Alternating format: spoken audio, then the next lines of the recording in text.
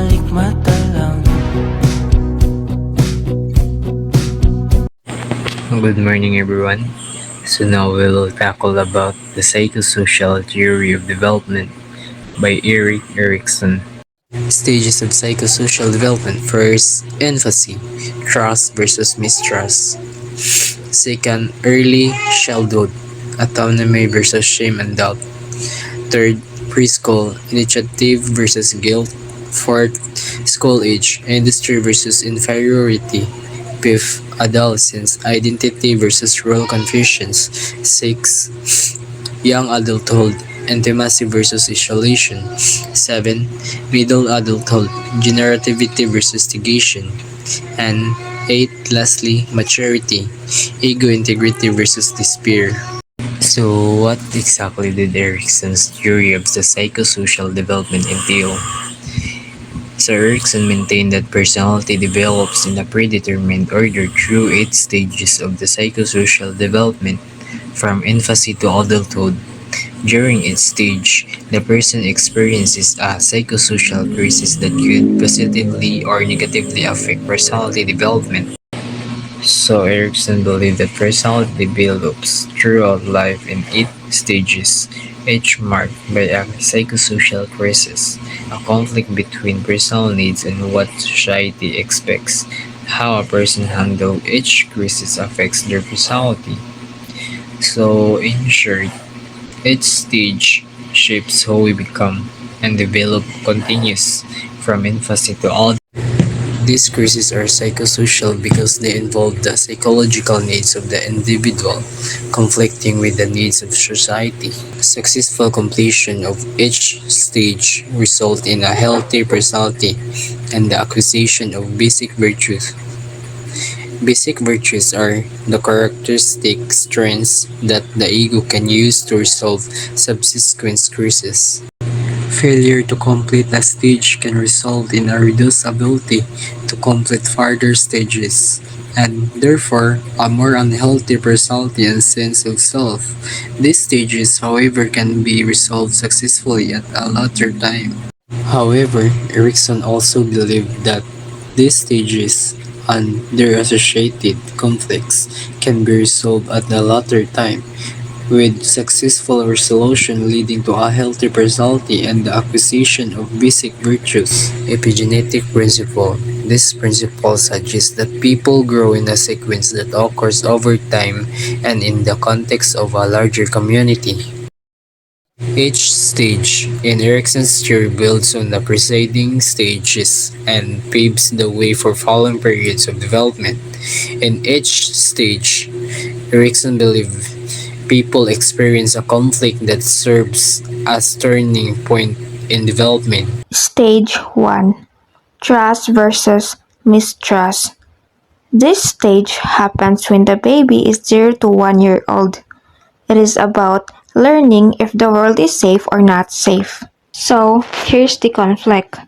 If the caregiver is reliable, consistent, and nurturing, the child will develop a sense of trust, believing that the world is safe and the people are dependable and affectionate. When a baby feels safe, they become braver.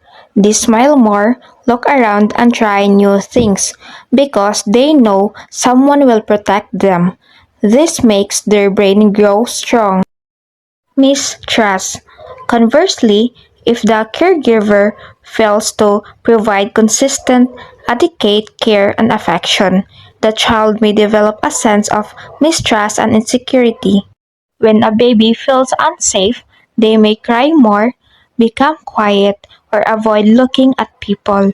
They may grow up shy, unsure, or scared to trust others. Instant feeding. So, in trust, if the caregiver feeds the baby as soon as they show hunger, the baby may feel loved and important. While in the mistrust, if the caregiver feeds late or feeds without care, the baby feels scared and ignored. Stage 2. Autonomy versus shame and doubt. This stage is about toddlers learning to do things by themselves. So, in this stage, ang mga bata makakataon on how to control themselves. It means manage their own body and actions. So, for example, holding a spoon to feed themselves. Next is the rule of independence. Independence means the child tries to do things without help.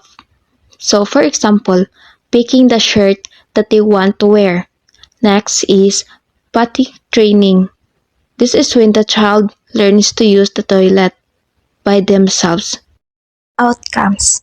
If the adult is patient and encouraging, the toddler feels independent.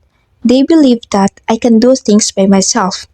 While if the adult shames, scolds, or rushes them, they think maybe I'm not good enough.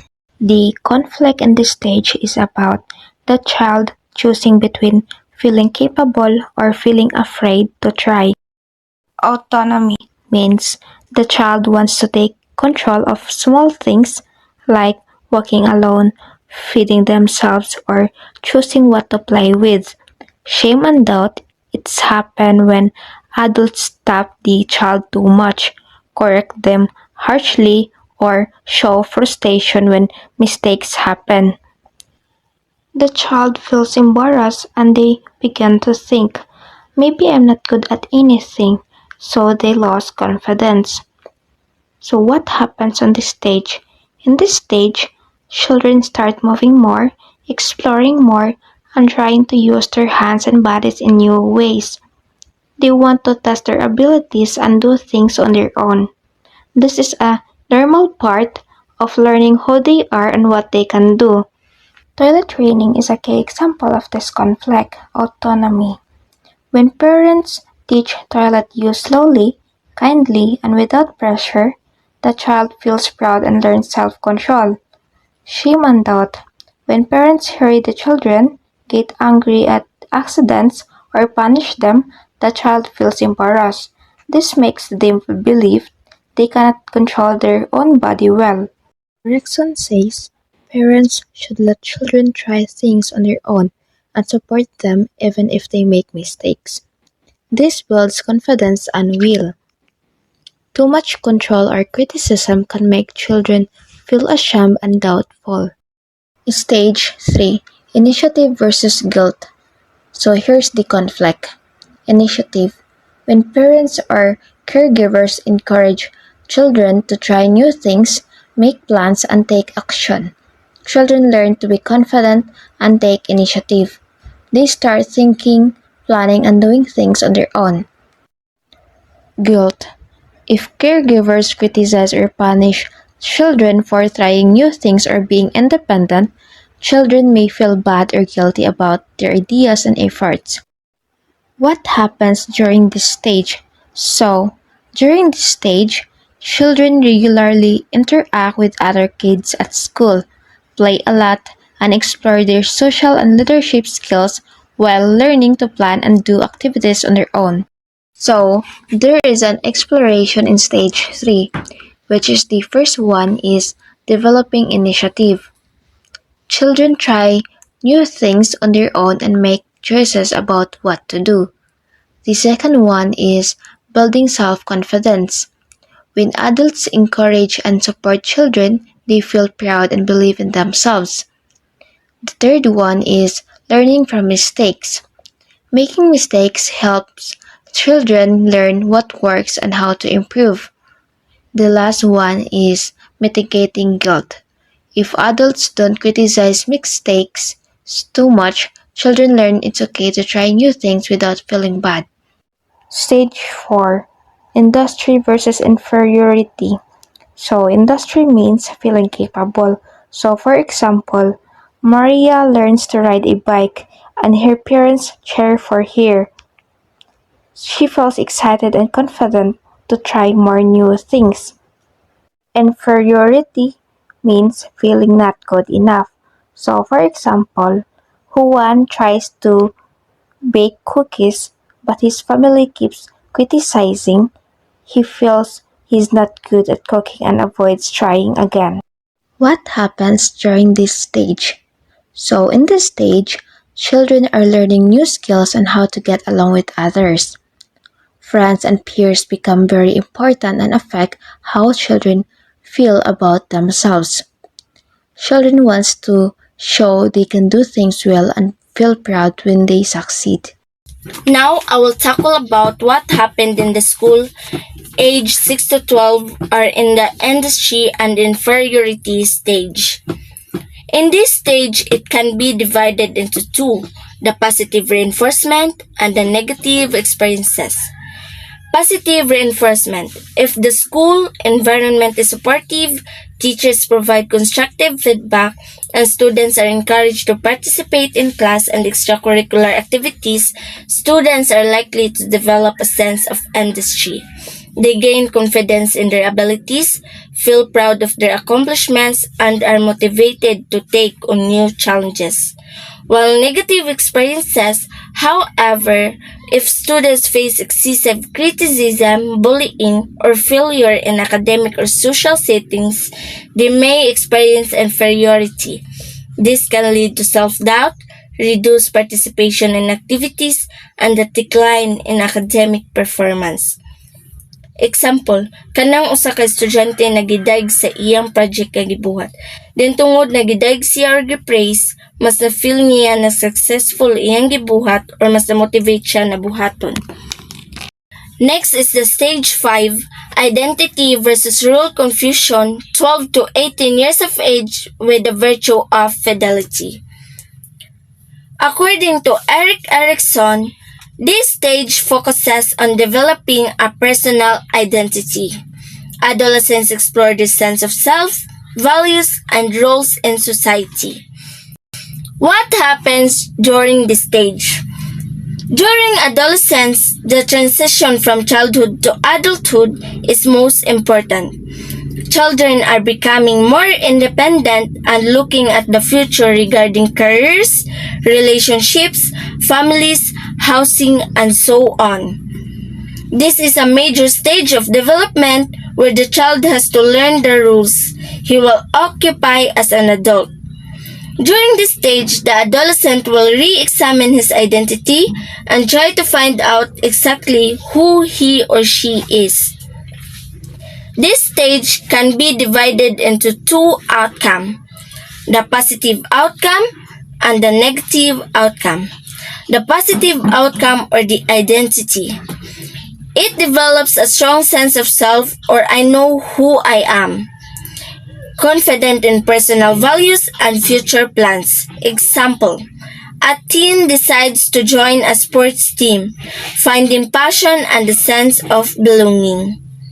It will result to social relationships with a positive connection with peers and mentors that reinforce their identity. While the negative outcome or the role confusion, uncertainty about life goals, values, or social fit, may lead to withdrawal, rebellion, or unhealthy choices. Example, a teen struggles to fit in with groups unsure of their interests or future. It will result to social relationship with peers with pressure or lack of support. Social relationships. Formation of identity. Social relationships provide a context within which adolescents explore different aspects of their identity. Peer influence. Peer groups often become a significant influence during this stage. Adolescents often start to place more value on the opinions of their friends than their parents. Social acceptance and belonging.